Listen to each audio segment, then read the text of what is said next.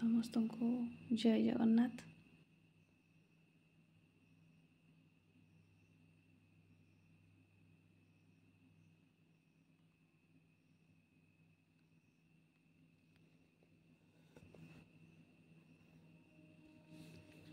ଆଜିର ବିଷୟବସ୍ତୁ ହେଉଛି ପ୍ରତିଭା ରାୟଙ୍କର ହାତ ବାକ୍ସ।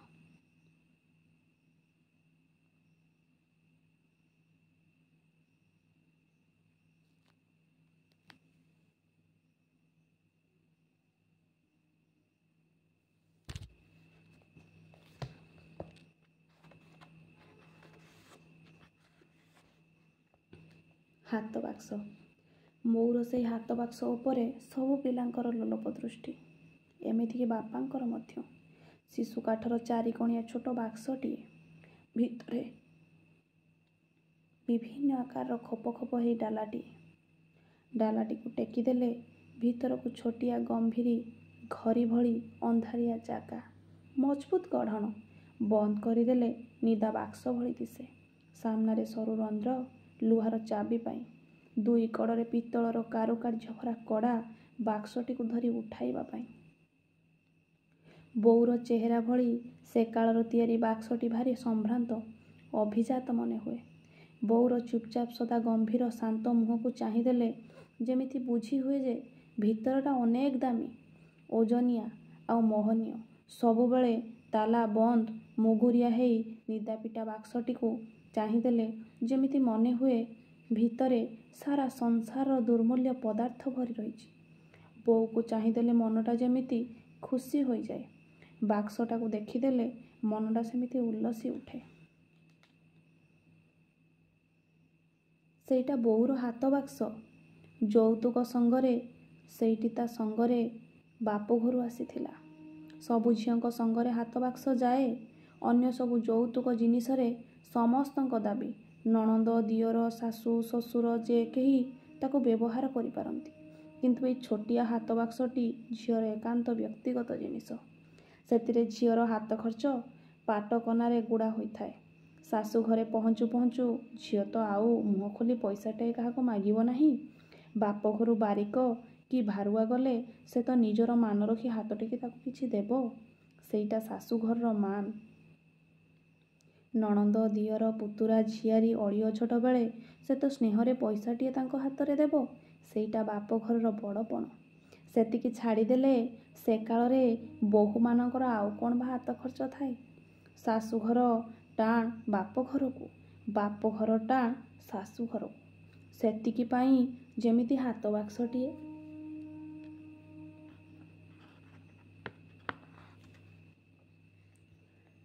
ସବୁବେଳେ ନୂଆ ବୋହୂକୁ ସେତିକି ଯେମିତି ସେ କହୁଥାଏ ଚୁପ୍ ଚୁପ୍ କରି।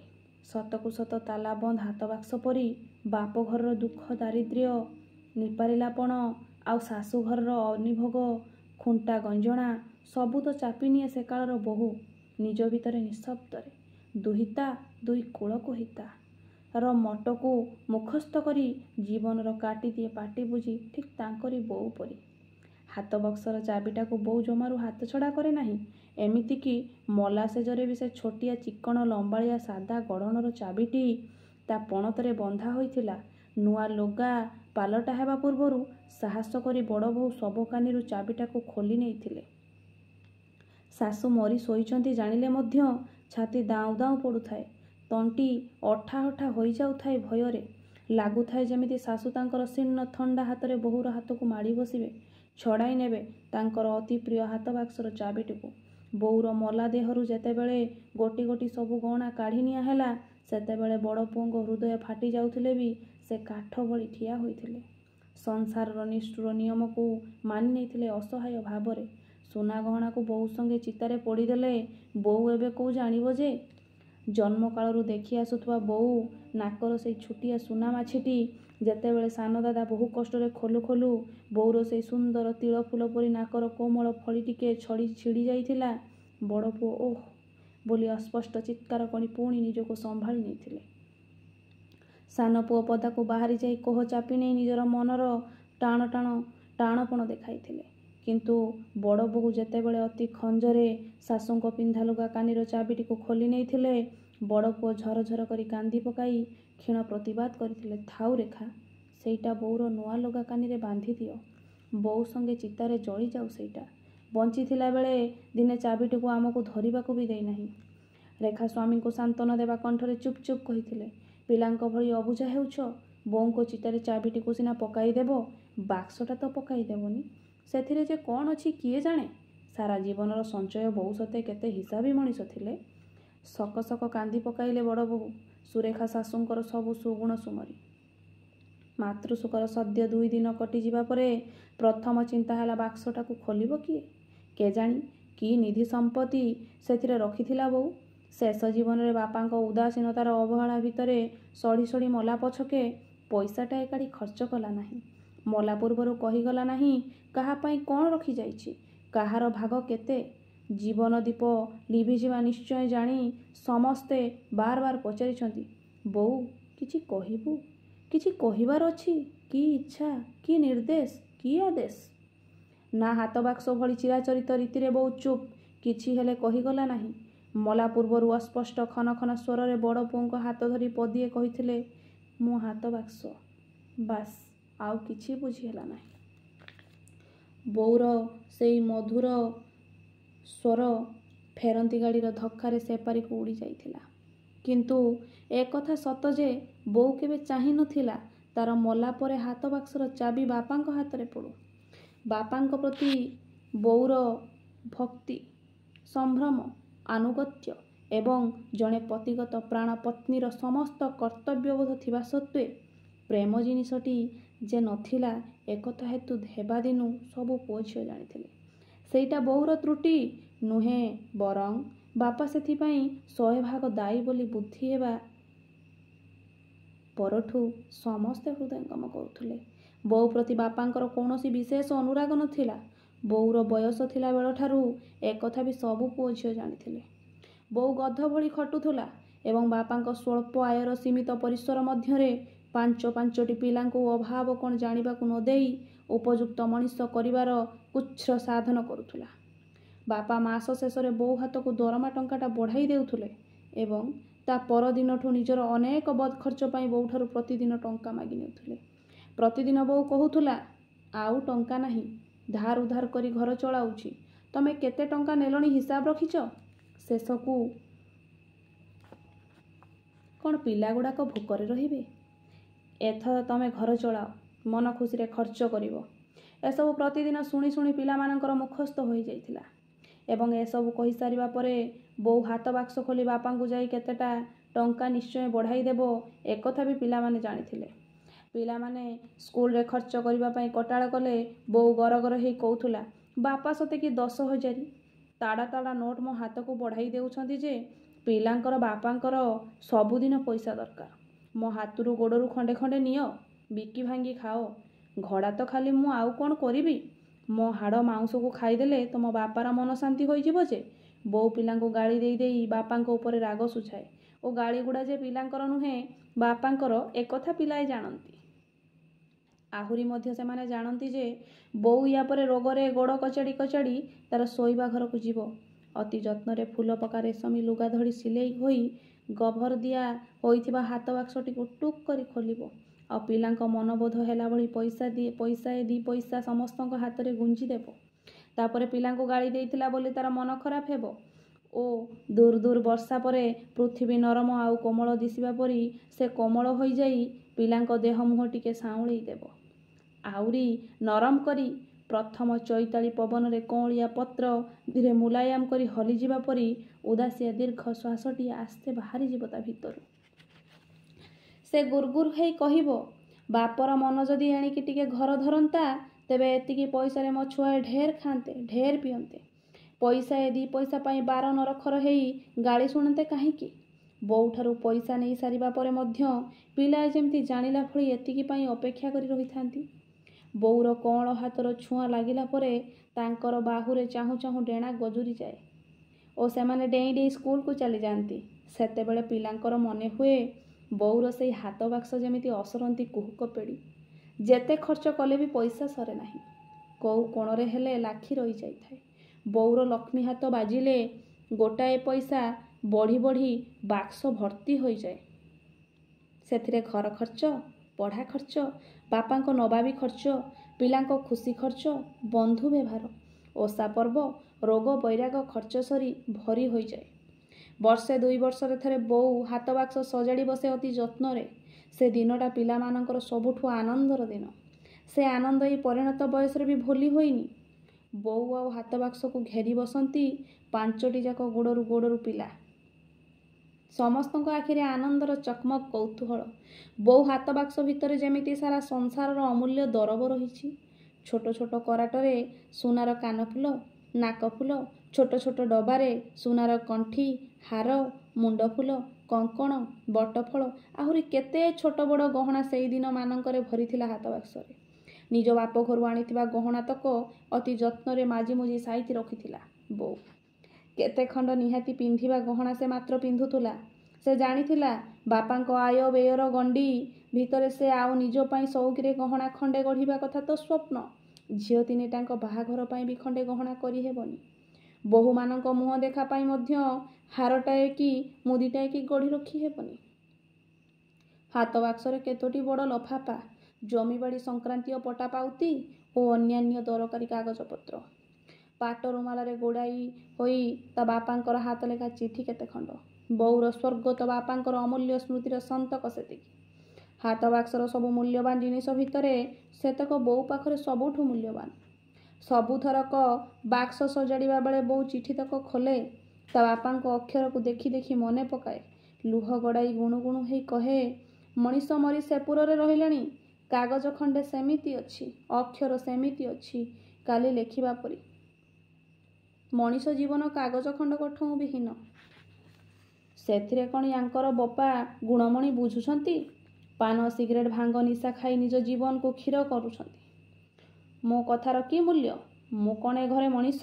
ମୁଁ ତ ଗଧ କି ଘୁଷୁରି, ନହେଲେ ପୋଇଲି। ଖଟିବି, ଗାଳିମାଡ଼ ଖାଇବି, ଶେଷରେ ଅଛଟରେ ଗଡ଼ି ମରିବି। କିଏ ପଚାରିବ? କିଏ ସେବା କରିବ? ଏଇ ମଣିଷଟାକୁ ଭରସା କରିବି? ଭଲ ପାଇବା ବୟସରେ ପରା ଭଲ କଥା ପଦେ କହିନାହାନ୍ତି। ରୋଗିଣୀ ହେଲେ ବୁଢ଼ୀ ହେଲେ ଇଏ ମୁହଁକୁ ଚାହିଁବେ। ଦୁଃ! ମୋ ବାପା କ'ଣ ଭିତରେ ଲେଖିଥିଲେ, ବାହାରକୁ ଯାହା ସୁନ୍ଦର ସବୁ ତ ଦେଖି ଦେଇଥିଲେ। ତାଙ୍କ ଦୋଷ କାହିଁକି ଦେବି? ସବୁ ଭାଗ୍ୟ। ପିଲାଏ ବୋଉ କଥା ଶୁଣୁ ଶୁଣୁ ଗେଲେଇ ହେଇ କହନ୍ତି, ବୋଉଲୋ, ଆମେ ପରା ତୋତେ ପଚାରିବୁ, ତୋର ସେବା କରିବୁ, ବାପା ନ ପଚାରନ୍ତୁ। ବୋଉର ବିଷଣ୍ଣ ମୂର୍ତ୍ତିଟା କ୍ଷଣକରେ କାରୁଣାରେ ଉଦ୍ଭାସିତ ହୋଇ ଉଠେ।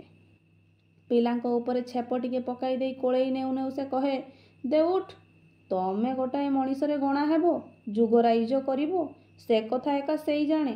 ତାରି ପାଖରେ ତୁମକୁ ସମର୍ପି ଦେଇଛି। ମୋର କ'ଣ ଅଛି? ମୁଁ କାହିଁକି ତୁମକୁ ଆଶା କରିବି ରେ? ତମେ ଭଲରେ ରହ, ଭଲ ମଣିଷ ହୁଅ, 5 ଜଣରେ ଜଣେ ହୁଅ, ତମ ବାପା ଭଳି ଅମଣିଷ ନ ହୁଅ। ସେତିକି ହେଲେ ମୁଁ ସବୁ ପାଇଲି। ତେଣିକି ମୋତେ ପଚାର ନ ପଚାର। ବୋଉର ସବୁ କଥା ଯେମିତି ବାପାଙ୍କୁ ଲକ୍ଷ୍ୟ କରି। ଯୋଉଠୁ କଥା ଆରମ୍ଭ କଲେ ବି ବୁଲି ବୁଲି ଆସି ବାପାଙ୍କ ପାଖରେ ଛିଡ଼େ। ବଡ଼ ହୋଇଯିବା ପରେ ପିଲାମାନେ ବେଶ ବୁଝିଥିଲେ ଯେ ସଦା ନିଷ୍ଠୁର ନିର୍ଦ୍ଦୟ ସ୍ୱାମୀଙ୍କ ସାମ୍ନାରେ କେବେ ହେଲେ ଭରସି କରି ଠିକ୍ କଥାଟାରେ ବି ମୁହଁ ଖୋଲି ପାରେ ନାହିଁ ବୋଲି ବୋଉ ତାର ମନର ସବୁ ରାଗ, ସବୁ ଅସନ୍ତୋଷ, ସବୁ ଅଭିମାନ ବାପାଙ୍କ ପଛଆଡ଼େ କଥା କଥାକେ ପ୍ରକାଶ କରିଦେଇ କିଞ୍ଚିତ୍ ଶାନ୍ତି ପାଏ। ତା ନହେଲେ ବଞ୍ଚିବା ଯେ କଷ୍ଟକର ହୋଇପଡ଼ନ୍ତା। ବାପାଙ୍କ ଅବସର ଗ୍ରହଣ ବେଳକୁ ବୋଉର ଜୀବନବ୍ୟାପୀ ଉତ୍ସର୍ଗୀକୃତ ସାଧନା ବଳରେ ପୁଅମାନେ ମଣିଷ ଭଳି ମଣିଷ ହୋଇସାରିଥିଲେ ଓ ଝିଅ 3 ଜଣ ଉପଯୁକ୍ତ ଶିକ୍ଷା ସମାପ୍ତ ପରେ ସତ୍ପାତ୍ରରେ ପରଘରୀ ହୋଇସାରିଥିଲେ। ବୋଉର ସେହି ଅସରନ୍ତି ହାତ ବାକ୍ସରେ କରାମତି ବଳରେ ପୁଅମାନଙ୍କର ଉଚ୍ଚଶିକ୍ଷା ଓ ଝିଅମାନଙ୍କର ବିବାହର ଖର୍ଚ୍ଚ ଉଠିଥିଲା। ବାପାଙ୍କ ଅବସର ଗ୍ରହଣ ପରେ ବୋଉ ଜୀବନର ପ୍ରକୃତ ଦୁର୍ଯୋଗ ଆରମ୍ଭ ହୋଇଥିଲା। ପୂର୍ବ ଭଳି ବାପା ପ୍ରତିଦିନ ବୋଉକୁ ପଇସା ମାଗିଲେ ଓ ପୂର୍ବ ଭଳି ବୋଉ ଆଉ ପ୍ରତିଦିନ ପଇସା ଦେଇପାରିଲା ନାହିଁ। ସେ ବୟସରେ ବି ବାପା ବୋଉକୁ ବେଳେ ବେଳେ ହାତ ଉଠାଇ ଦେଉଥିଲେ ବୋଲି ପୁଅ ଝିଅଙ୍କ କାନରେ ପହଞ୍ଚୁଥିଲା। ପିଲାମାନଙ୍କ ପରି ବାପାଙ୍କର ବି ଧାରଣା ହୋଇଥିଲା ବୋଉର ସେଇଟା ଅସରନ୍ତି ବାକ୍ସ। ପୁଅମାନେ ବୋଉକୁ ପାଖକୁ ନେଇଯିବା ପାଇଁ ଚାହିଁଲେ ବୋଉ ରାଜି ହୁଏ ନାହିଁ। କହେ, ଚୋରକୁ ମାନ କରି ଖପରାରେ ଖାଇବି। ଅମଣିଷ ଲୋକଟା ଉପରେ ମାନ କରି ପୁଅ ଝିଅଙ୍କ ପାଖରେ ଆରାମ କଲେ ସେ କ'ଣ ବୁଝିବେ? ଓଲଟି ଘର ଦ୍ୱାର ବିକି ଭାଙ୍ଗି ଉଡ଼ାଇ ଦେବେ ଯେ। ନିଜ ଦେହକୁ ସତ୍ୟାନାଶ କରିଦେବେ। କାହାର କ୍ଷତି ହେବ? ତମରିମାନଙ୍କ ବାପାର ତ। बेले बेले पुओ झील भी बोऊ उपर चिड़ी जाई कहती पड़ी थाऊ सेठी जीवन सारा खाऊ थाऊ माड़ गाड़ी। दिना केते चली आसिले बापा सिना बोऊर महत्व बुझंते गोड़ हाथ धरी डाकी नियंते। एक कथा शुणी बोऊ हसी देई कहे बोऊ मला परे भी तम बापा भला बोऊर महत्व बुझिबे। तांकर कौन मन अच्छी हृदय अच्छी लोक लज्जा को जीवन सारा पड़ी रही सिना तमरी मानक मुह को जानी जीवन सारा हारी ना सिना। पुओ झील पुणी कहती आमे प्रति मास एणिकी बेसी टंका पठाइबू बापा को देबू एते माड़ गाड़ी खाइबुनी। बोऊ आखि देखाई कहे पुओर बद खर्च पाई बापा टंका देबा जेमिति अन्याय बापार बद खर्च पाई पुओ टंका देबा भी सेमिति अनुचित। मु थिबा जाए तम बापांकर अभाव हेब नाही ता बोली पिलांक झाड़ बुआ धन रे बाजे खर्च मु कराई देबिनी। तम टंकारे निज घरटी मान भलरे चलाओ विपद आपद को दुई पैसा संची रख तमको भी मु चाहि बसिनी घरे धान चाउल अच्छी आमे चली जीवु। सतकु सत बापांक पाखरे जेमिति बोऊ निजर शौक पाई केबे किछि कटाळ करी नाही पारिला पुओ मानक पाखरे भी केबे निजर हाथ खर्च पाई अली अभियोग करी नाही। तो माँ लक्ष्मी भली बापांकर रोजगार न थाई भी तार हाथ केबे शून्य हुए नाही। के जानी केते से संचिची हाथ बाक्स भितरे शेष बेल को बोऊ आ गोटिए भी पैसा बापा को देला नाही। बापा मागिले खिंकारी हे कहे कौठु आनिबी बाक्स तो झाड़ी झड़ा झुड़ी तमर बीड़ी सिगरेट खर्च पाई पुओ मानक पाखरे मु हाथ पातिबी नाही तेणिकी तमे जहा कर। बापा कहती मते चाबिटा दियो मु निजे देखिबी। बोऊ चमकी जाई कहे असंभव मो मला परे भी तमे से बाक्स खोली पारिबनी। तो पिलांको कहबी पछके मो संगे बाक्स को नियरे पकाई देबे हेले तमे छुई पारिबनी। सेई बाक्सटा को नहीं बापांकर बोऊ उपरे अत्याचार बढ़े पछके बोऊ चाबिटा बढ़ाई दिएनी तांको हाथ को। शून्य बाक्सटा खोली देखीदेले से बेले चुप होई रहंते सबु अशांति तुटी जाता। बोऊर ए जिद पाई पिला माने भी बेले बेले चिड़ी जाती। बोऊ बुढ़ी हेबारु जिदिया होई गलानी बोली से माने भाबंती। बोऊ किंतु प्रतिदिन बाक्सटा को थरे हेले खोले कबाट किड़ी कोण घरे के जानी। कबाट खोलिला बेलକୁ तार विषन्न मुहटा मौला फुलरे पानी छिंचिला परी सामान्य हसिला हसिला दिसुथाए। बापा रक्त चाउल चोबाई कहती निकुच्छा घरर झीलटा प्रतिदिन कबाट किड़ी टंका गणुथा संगरे नहीं करी जीवु मला परे सबु जदि एका दिनके उड़ेई दे न देइछि पिला माने भाबंती बोऊ कबाट किड़ी टंका गणुछि ता नहले खाली बाक्सटा को प्रतिदिन खोली करूछि कोन बापा को चाबिटा दौनी काहीकि। बोहू माने भाबंती तेबे भी शाशुंकर बाप घर निदा गहना गांठी किछि रहिछि संचय पैसा भी किछि अछि गणंतु बिचारी। जीवन सारा निज पाई तो किछि खर्च करि नाहंती एबे जदि संची रखि थांती तेबे ताहा मध्य निज पाई नुहे तांको अंते किए आउ ताको भोग करिवो पुओ माने। तो बोऊर बयस एमिति अछि बोऊर बयस एमिति किछि होई नथिला। बापांकर जीवन जाकर निर्दय अत्याचार आउ प्रेम शून्य दाम्पत्यता भितरटा को पोला करी देइथिला। से हठात थरे बिछଣା धरिले तो आउ उठी पारला नाही। मात्र केतेटा दिनर असुस्थता भोगी से चली गला। बोऊर रोगसज्जा पाखरे पिलाए बापा को दोष दे चुप चुप कथबार्ता हेउथबा शुणी से कहूथिला तम बापा प्रथमरु एमिति नथिले रे से केते भल मनिष थिले। बाहाघरर केईटा मास परे चाकरी करबाकू आसिले मु थाए गाँ रे सेतेबेले केते भल थिले तांको पाखरे सहर को रहिबा पई आसिला बेलकू से बदली गलेनी। सांग मेଳରେ पड़ी बद अभ्यास रे पैसा उड़े मनिष पणिया भूलिले। जेतिकी दिन तांको ठारू दूर रे गाँ रे थिली तांको भल पणियार प्रशंसा शुणी केते शांति रे थिली बास सेतिकी मोर सुख। तापरे तो सब निया लागी गला। बापा जे केबे दिनक पई बोऊ प्रति भल थिले एवं बापा बोऊंको भितरे जे केबे प्रेमर संपर्क थिला से कथा पिलांकर विश्वास हुए नाही। से कथा से माने केबे देखि नाहंती। बोऊ मला परे मध्य बापा को दुख करिवार देखि नाहंती लुह गड़ाइबार देखि नाहंती। बोऊ पई बापांग मनटा पत्थर परी निबुज। आज बोऊ हाथ बाक्सर चाबिटा को नहीं चिंता घारिछि समस्त को किए खोलिबो किए काहारी साहस हेउ नाही। बोऊ काहाकू से अनुमति देई जाई नाही बरं बापा को धमक देई केते थर कहिछि हाथ बाक्सटा को ता चितारे जळाई देबाकू पुओ माननकू कहिजिबो बोली। जहा भी हेउ हाथ बाक्स खोलिबाकू हेबो निश्चय किछि मूल्यवान गहना किछि टंका बोऊ रखी जाइथिबो। हाथ बाक्स शून्य हेबार नुहे शेष पर्यंत काहारी साहस हेला नाही। शेष को 18 वर्षर कॉलेज पढ़ुआ नाती उदय हाथ रे चाबिटी दिया गला सेई खोलू से बरं पिला बेला केते थर जिदी करिछि चाबी नहीं बोऊर हाथ बाक्स खोलिछि किंतु पुओ माननकू केबे भी बोऊ से अनुमति देइनी। नाती उदय बाक्स खोलिला बाक्स रे अनेक डबा ଅନେକ କରାଟ। ପୁଅ ବୋହୂ ସମସ୍ତେ ଝୁଙ୍କି ପଡ଼ି ଚାହିଁଛନ୍ତି। ହାତ ବାକ୍ସ ଭିତରୁ ବୋହୂର ହାତ ବାସ୍ନା ମିଶା ସେଇ ପୁରୁଣା ଉଷୁମଳିଆ ମିଠାଳିଆ ବାସ୍ନା ଆସୁଛି। ପେଟ ପୁରି ଯାଉଛି, ମନ ଭରି ଯାଉଛି। ତେବେ ବି କ'ଣ ଅନେକ ଗହଣା ରଖିଯାଇଛି ବୋଉ? କିନ୍ତୁ ସବୁଗୁଡ଼ିକ ଡବା ଶୂନ୍ୟ। ଗୋଟିଏ ହେଲେ ନାକଫୁଲ ବି ଆଉ ନାହିଁ। ସବା ତଳ ଥାକରେ ହାତ ବୁଲାଇ ଆଣିଲା ଉଦୟ। କିଛି ପଇସା ପତ୍ର ବି ନାହିଁ। ତେବେ କ'ଣ କରୁଥିଲା ବୋଉ ପ୍ରତିଦିନ କବାଟ କିଳି? କାହିଁକି ବାପାଙ୍କ ହାତକୁ ଚାବିଟା ଦେଉନଥିଲା? ଉଦୟ ଆଉ ଥରେ ସବୁ କୋଣ ଦରାଣ୍ଡି ଆଣିଲା। ତଳ ଥାକରେ ପିତ୍ତଳର କାରୁକାର୍ଯ୍ୟ ଭରା ଡବାଟିଏ, ପାନ ଡବା ପରି। ତା ଭିତରେ କ'ଣ? ଚାରି ଭାଙ୍ଗ ହେଇ ଚିଠିଟିଏ। ଚିଠି ଭିତରେ ଗୋଟିଏ ନବଯୁବକର ଫଟୋ। ଫଟୋର ହଳଦିଆ ଛାପି ଛାପିକିଆ ଭାଙ୍ଗରୁ ଏକଥା ସ୍ପଷ୍ଟ ଯେ ସେ ଯୁବକ ଜଣକ ଏବେ ବୃଦ୍ଧ ହୋଇସାରିଥିବେ। ତେବେ କ'ଣ ବୋଉର କେହି ପ୍ରେମିକ ଥିଲେ? ହେ ଭଗବାନ! ପୁଅ ବୋହୂ ଲଜ୍ଜାରେ ଚିଠି ଆଉ ଫଟୋ ଉପରୁ ଆଖି ଫେରାଇ ନେଲେ। ପୁଅମାନେ ଭାବୁଥିଲେ ବୋଉର ସମସ୍ତ ସୁଗୁଣ ସତ୍ତ୍ୱେ ଏଇ ଗୋଟିଏ ମାତ୍ର ଦୁର୍ବଳତାର ଟେର ପାଇ ବାପା କ'ଣ ବୋଉକୁ ଜୀବନସାରା ଏପରି ଦୁର୍ବ୍ୟବହାର କରୁଥିଲେ? ସେଥିପାଇଁ କ'ଣ ବୋଉ ଚାବିଟାକୁ କାହା ହାତକୁ ଦେଉନଥିଲା? ଗୋଟାଏ ଲଭ୍ ଲେଟର କହି ଉଦୟ ଉଲ୍ଲାସରେ ଗୁଣୁଗୁଣୁ ହେଇ ଚିଠି ପଢ଼ୁଥିଲା।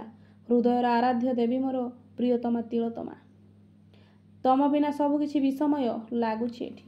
ବଡ଼ ପୁଅ ଉଦୟ ହାତରୁ ଝାମ୍ପି ଆଣିଲେ ଚିଠିଟା। ନିଷ୍ଫଳ ଆକ୍ରୋଶରେ ଗୁମୁରି ଉଠି ପୁଅକୁ ଧମକ ଦେଲେ, ଯା ବାହାର। ପାଠ ପଢ଼ୁଛି କଲେଜରେ। ତତେ କିଏ କହିଲା ମାଆର ହାତ ବାକ୍ସ ଖୋଲିବାକୁ? ଦରକାରୀ କାଗଜପତ୍ର ଅଛି, ହଜିଗଲେ ମୁସ୍କିଲ। ଉଦୟ ବାପାଙ୍କ ଅସହାୟତା ବୁଝିପାରି ଚୋରପଟିଆ ହେଇ ପଳେଇଲା। ତା ମୁହଁରେ ମୃଦୁ ମୃଦୁ ହସ। ବାଃ, ସବୁବେଳେ ନୀତି ଶିକ୍ଷା ଦେଉଥିବା ଏଡ଼େ ବେରସିକା ବୁଢ଼ୀ ମାଆଟା ପୁଣି କେବେ କାହାର ପ୍ରିୟତମା ଥିଲା? କାହାକୁ ପ୍ରେମ କରୁଥିଲା? ଏମିତି ପ୍ରେମ କରୁଥିଲା ଯେ ଆଜି ଯାଏଁ ଚିଠିଟା ସାଇତି ରଖିଛି ଏତେ ଯତ୍ନରେ। ବଡ଼ ବୋହୂର କୌତୂହଳ ଭରା ଦୃଷ୍ଟି ସାମ୍ନାରେ ଅସହାୟ ଭାବରେ ଚିଠିଟାକୁ ଗୋଟାଇ ଆଣି ତରତର ହେଇ ଲଫାପାରେ ଭରି ଦେଉ ଦେଉ ବଡ଼ ପୁଅଙ୍କର ଅବଲୋକରା ଆଖି ଦୁଇଟା ପଢ଼ି ପକାଇଲା ଶେଷ କେଇଟି ଧାଡ଼ି। ବୋଉର ପ୍ରେମିକ କିଏ ଜାଣିବାର ଅଦମ୍ୟ କୌତୂହଳ ବଶତଃ ନାଁଟା ପଢ଼ି ପକାଇ କାଠ ହୋଇଗଲା ବଡ଼ ପୁଅ।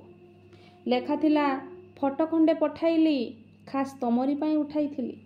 ତାରି ଉପରେ ଯେତେ ରାଗ ସୁଝାଇବ, ଇତି ତୁମର ଅଯୋଗ୍ୟ ସ୍ୱାମୀ ନିରଞ୍ଜନ। ବାପାଙ୍କର ଟୋକା ବେଳର ଫଟୋଟା ହଠାତ୍ ଚିହ୍ନି ହେଉନାହିଁ। ବୋଉର ସେଇ ପ୍ରେମିକ ଯାହାଙ୍କର ଖଣ୍ଡିଏ ପ୍ରେମପତ୍ରକୁ ସାରା ଜୀବନ ଅମୂଲ୍ୟ ଦ୍ରବ୍ୟ ଭଳି ସାଇତି ରଖିଦେଇ ସମ୍ପତ୍ତିର ଦମ୍ଭରେ ବୋଉ ଜୀବନ କାଟି ଦେଇଛି, ସେ ନିଜର ବାପା ନିରଞ୍ଜନଙ୍କ ବ୍ୟତୀତ ଅନ୍ୟ କେହି ନୁହନ୍ତି। ବାପାଙ୍କ ଫଟୋ ପାଖରେ ହିଁ ବୋଉ ସାରା ଜୀବନ ରାଗ ଅଭିମାନ ବାଢ଼ିଛି। ବୋଉ ଗାଁରେ ଥିବାବେଳେ ବାପାଙ୍କର ସେଇ ଖଣ୍ଡିଏ ପ୍ରେମପତ୍ର ମଳୟର ଛୁଆଁ ଭଳି ଦିନ କେଇଟାରେ ସେଇ ମଧୁର ପତ୍ନୀ ପ୍ରେମ ବୋଉରା ସାରା ଜୀବନର ସଞ୍ଚୟ।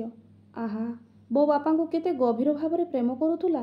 ନିଜର ବୋଉ ଭଳି ବୋଉର ପ୍ରେମ ବି ଏ ପୃଥିବୀରେ ଆଜି କେଡ଼େ ଦୁର୍ଲଭ।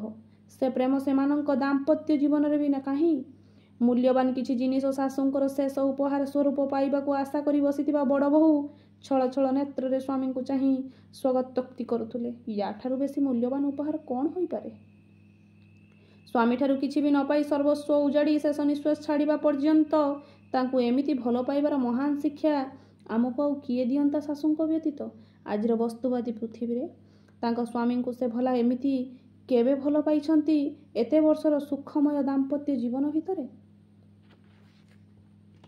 ସୁଖ ସୁଖ ହେଇ ସୁଲେଖା କାନ୍ଦୁଥିଲେ ଶାଶୁଙ୍କ ନିର୍ମଳ ପତିପ୍ରେମକୁ ସଙ୍ଗୋପନରେ ଈର୍ଷା କରି। ତା ପରଦିନ କିଛି ନ ଜାଣିଲା ପରି ବାପାଙ୍କ ହାତକୁ ଚାବିଟା ବଢ଼ାଇ ଦେଲେ ବଡ଼ ପୁଅ।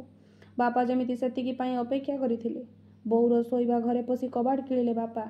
ଫୁଟ ଫୁଟ ହୋଇ କହୁଥିଲେ, ଛୋଟଲୋକ ଘର ଝିଅଟା ଜୀବନସାରା କୁର୍ମ ଭଳି ସଞ୍ଚି ସଞ୍ଚି କ'ଣ ନେଇଗଲା ସଙ୍ଗରେ? ଏବେ ସବୁ ତ ମୋର, ଗୋଟାଏ ଦିନରେ ଖର୍ଚ୍ଚ। ବାକ୍ସ ଖୋଲିବାର ଶବ୍ଦ ହେଲା। ତାପରେ କିଛି ସମୟ ସବୁ ନୀରବ। ହଠାତ୍ ବାପାଙ୍କର ଅସମ୍ଭାଳ କୋହଚ୍ଛ୍ୱାସର ଶବ୍ଦ। ବାପା ପିଲାଙ୍କ ଭଳି କାନ୍ଦି କାନ୍ଦି କହୁଥିଲେ, ତିଳୋତ୍ତମା, ମୁଁ ଗୋଟାଏ ପାଷାଣ୍ଡ, ବର୍ବର। ଦିନେ ତୁମକୁ ଚିହ୍ନିଲି ନାହିଁ। ସବୁ ସୁଖ ତମଠାରୁ ଜୋର କରି ଲୁଟି ନେଇଛି। ଦିନେ ତମକୁ କିଛି ଦେଇନାହିଁ। ତୁମ ବିନା ମୁଁ ଆଉ ବଞ୍ଚିବି ନାହିଁ। କେମିତି ବଞ୍ଚିବି? ତିଳ ତିଳ ନିବୁଜ ଘର ଭିତରେ ବୋଉର ଖୋଲା ହାତ ବାକ୍ସ ପାଖରେ ବାପା ଭାଙ୍ଗି ରୁଜି ଅଜାଡ଼ି ହେଇ ପଡ଼ୁଥିଲେ। ଦୁଇ ପୁଅ ବନ୍ଦ ଦ୍ୱାରରେ ଅଶ୍ରୁଜଳ ନେତ୍ରରେ ଠିଆ ହୋଇ ବାପାଙ୍କ ଖୋଲା ହୃଦୟର ଭାଷା ଶୁଣୁଥିଲେ। ଏତେ ଦିନ ଚିର ଦୁଃଖିନୀ ବୋଉର ମୃତ୍ୟୁ ପରେ ହାତ ବାକ୍ସ ଖୋଲିଯିବା ସଙ୍ଗେ ସଙ୍ଗେ ବାପାଙ୍କ ହୃଦୟ ବି ମୁକୁଳା ହୋଇଯାଇଛି। ହେଲେ ସତେ କି ଦେଖିବା ପାଇଁ ବୋଉ ଆଉ ନାହିଁ। ସେ ଛାଡ଼ି ଯାଇଛି ତାର ହାତଗଢ଼ା ପ୍ରିୟ ସଂସାରର, ତାର ଅତି ପ୍ରିୟ ହାତ ବାକ୍ସକୁ। ସବୁ ଆଶା ପ୍ରତ୍ୟାଶାର ବହୁ ଊର୍ଦ୍ଧ୍ୱକୁ ସେ ଚାଲିଯାଇଛି। ବାଃ, କେତେ ସୁନ୍ଦର! ए हाथ बाक्स नारी जीवन अमूल्य संपद ए हाथ बाक्स भितर रही स्वामी को पाउथबा भल स्वामी प्रति थिबा स्नेह श्रद्धा भल पाइबा ये से स्त्री जी कि स्वामी हाथ लेखा चिठी को आजीवन पर्यंत से हाथ बाक्स भितर साइती रखी स्वामी मुहरे पदे किसी कही पार नथुले लुचिक से हाथ बाक्स भितर थिबा से गुप्त फटोटी को युवपीढ़ीर फटोटी को धरी बहु किछि कथा कही जाउथुले रागरे नुह अभिमान भरा कंठरे ये होछि सेई हाथ बाक्स